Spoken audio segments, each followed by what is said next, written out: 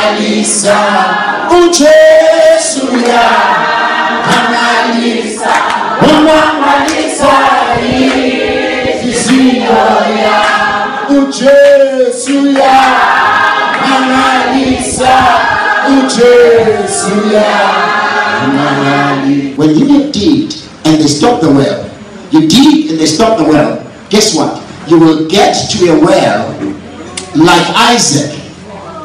When he got to that well which was called Rehoboth, Rehoboth means the Lord has room for me.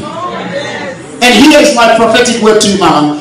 God has room for you. God has room for you. Let me talk to some of you here who are MP aspirants, and some of you who are going to be, whatever you're going to be, counselors and all. God has room for you if you allow him.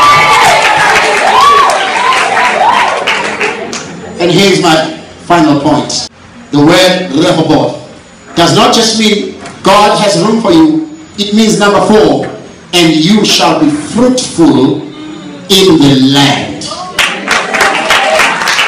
Watch this. Watch this. When people envy you and fight you, you can choose to spend all your time fighting them. You can choose to spend all your energies fighting them, or choose to dig another well right now.